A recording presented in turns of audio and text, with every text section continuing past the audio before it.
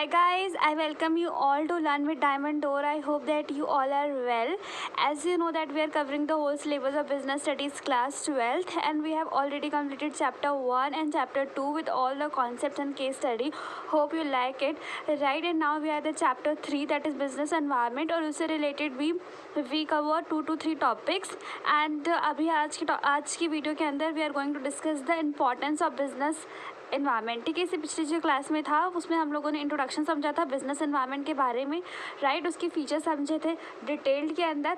अगर आपने नहीं देखी तो एक बार आप देख लीजिएगा सो दैट आपको इस वीडियो का काफ़ी अच्छा समझ में आए, right. So let's start with the first importance of business environment.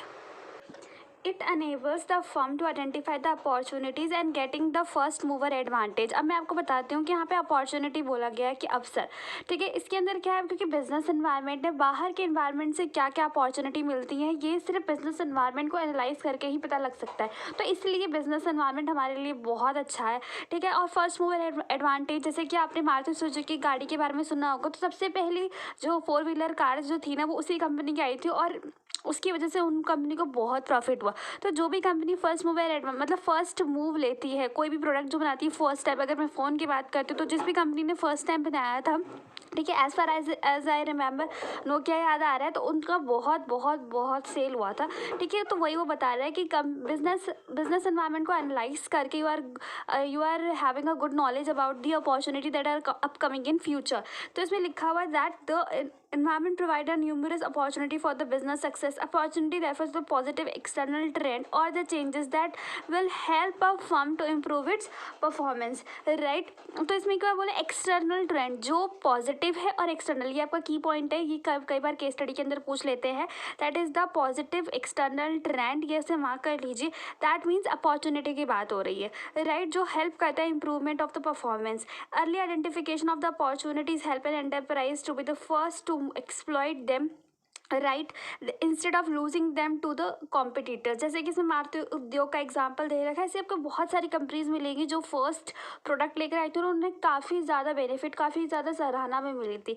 Next is that it help the firm to identify the threats and early warning signal. अब जैसे हर किसी every coin has a 2 faces, ठीक है ना, head and tell. उसी तरह हर problem का या हर अपॉर्चुनिटी का या हर कॉन्सेप्ट का एक प्रॉस होता है, एक कॉन्स होता है। तो अगर उसके pros that is the positive effect तो उसकी कौन that is a negative effect भी होंगे, ठीक है। अगर हम उसे पढ़ते हैं तो हमें फर्म मतलब जो थ्रेट्स होते हैं उनके बारे में पता चलता है कंपनी को, ठीक है। वार्निंग सिग्नल्स, जैसे वार्निंग सिग्नल्स इस तरह से है जैसे कि जब स्मार्टफोन स्टार्ट हुए थे आने, ठीक है, तो नोकिया जो कीपैड फ़ोन बनाती हैं उन कंपनीज़ के लिए एक सिग्नल था कि you should change your product with the passage of time, ठीक है, with the change in demand, because अब कीपैड की डिमांड ख़त्म हो रही है धीरे धीरे और स्मार्टफोन का आ रहा है। तो अगर हम लोग रेगुलरली मार्केट को एनालाइज करते हैं तो we come to know about all this facts, right. इसमें लिखा हुआ beside opportunities environment happen to be the source of many threats. इसमें क्या लिखा हुआ था, ये हमारा पॉजिटिव एक्सटर्नल ट्रेंड था, ये हमारा क्या है, नेगेटिव एक्सटर्नल ट्रेंड। तो इसमें लिखा हुआ है refers to the external environment trend and changes that will hinders the firm's performance, ठीक है ना, जो क्या कर देगा, हिंडर कर देगा। दैट हिंडर मतलब एकदम बिल्कुल नष्ट कर देगा, राइट। यहाँ पे कंपनीज का एग्जांपल दे रखा है that if the Indian firm find that a foreign multinational is entering in the Indian market with new substitute, it should act as a warning signal on the basis of the information the Indian firms can prepare themselves। अगर उन्हें बात पता ही नहीं, उनके आने के बाद पता चले तब क्या, तब तो टाइम कम हो जाएगा ना। तो इस तरह से भी हेल्प हो जाती है, राइट। तो ये हमारे दो हमने कंसेप्ट पढ़े, एक है था अपॉर्चुनिटी, दूसरा था थ्रेट, और दोनों किससे रिलेटेड है, एक्सटर्नल, मतलब जो अराइज हो रहा है बिजनेस एनवायरनमेंट के अंदर जिसका effect more than one companies के साथ हो सकता है, ठीक है ना, मतलब more than one company would be affected by the opportunities and thread. ये पॉसिबिलिटी है कि एक कंपनी के लिए जो अपॉर्चुनिटी है may be for the other companies a threat, ठीक है ना, और वाइस वर्सा। बट ये भी पॉसिबिलिटी है कि एक कंपनी के लिए जो अपॉर्चुनिटी है वो दूसरी कंपनी के लिए भी अपॉर्चुनिटी हो, right. Next is that it help in assisting in planning and policy formulation. Of course अगर आपको एक बार थ्रेट अपॉर्चुनिटी का पता लग जाता है तो आप उसके अकॉर्डिंग ही तो अपनी पॉलिसी बनाएंगे, उसके अकॉर्डिंग ही तो आप टर्म्स एंड कोड्स एंड जो आपकी कंडक्ट होंगे आप रखेंगे। तो इसमें वही लिखा हुआ है, since the environment is a source of both opportunity and threat for a business enterprise, its understanding and analysis can be the basis for deciding the future course of action और training guidelines of the decision making. ठीक है, तो यहाँ पे क्या लिखा हुआ, future course of action that is planning, ठीक है ना, और यहाँ पे लिखा हुआ training guidelines that is the policy. ठीक है, इनको हम डिटेल में पढ़ेंगे, बट अभी ब्रीफ में समझ लीजिए कि जब भी हम फ्यूचर के बारे में कुछ प्लान करते हैं, दैट इज आर प्लानिंग होता है, और किस तरीके से स्टेप्स क्या होंगे उन्हें करने के लिए। ठीक है, उसके लिए कुछ अजम्पशंस ली जाती है, that is our policy, right. तो इसमें एग्जाम्पल दे रखा है, that entry of the new players in the market which means more competition may make a enterprise think fresh about how to deal with the situation. ठीक है, तो इसमें वही लिखा हुआ है कि कई बार न्यू प्लेयर जो आते हैं मार्केट के अंदर, वो हेल्प मतलब एंटरप्राइज को मजबूर कर देते हैं, या फिर उनको आगाह कर देते हैं, या फिर उनको सिग्नल दे देते हैं that they need to change, right. Next is that it help in coping the rapid changes of course. ठीक है ना, क्योंकि बिजनेस एनवायरनमेंट बेसिकली क्या बोल सकते हैं उसके अंदर कि एक वो ना बेसिकली जो बिजनेस एनवायरनमेंट है ना, वो टॉक अबाउट ही सिर्फ और सिर्फ चेंजेस के बारे में करता है। ठीक है ना, जैसे कि हमारा एनवायरनमेंट होता है, हमारा वेदर होता है, आज जो है वो सेम नहीं रहता कल के लिए, right. It can be change. उसी तरह बिजनेस एनवायरनमेंट भी वैसा ही है। मतलब आप किसी न्यूज़ को फॉलो करें ना करें, अगर आप बिजनेस एनवायरनमेंट को फॉलो करते हैं ना, तो that will be the better. और न्यूज़ क्या है, बिजनेस एनवायरनमेंट को कवर करते कि क्या क्या चेंजेस आए हैं, ठीक है, इकॉनमी के अंदर, राइट। तो इसमें वही लिखा हुआ है कि today's business environment is getting increasingly dynamic, right, where changes are taking place at fast pace.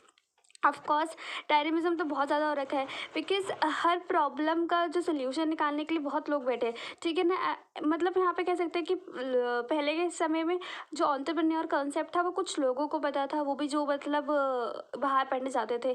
ठीक है, इंडिया में था तो सही कॉन्सेप्ट, बट इतना ज़्यादा अवेयरनेस नहीं था। बट अभी क्या है, ठीक है, एंटरप्रेन्योर का कॉन्सेप्ट बहुत ज़्यादा तेज़ी से फैल रहा है। ठीक है, everyone wants to create their own business rather than part of the other business. ठीक है, तो ये कब, तो इसका मतलब क्या है कि जो भी चेंजेस हो रहे हैं वो बहुत जल्दी जल्दी हो रहे हैं, बिकॉज हर किसी का माइंड तो सेम तरीके से नहीं चल सकता ना।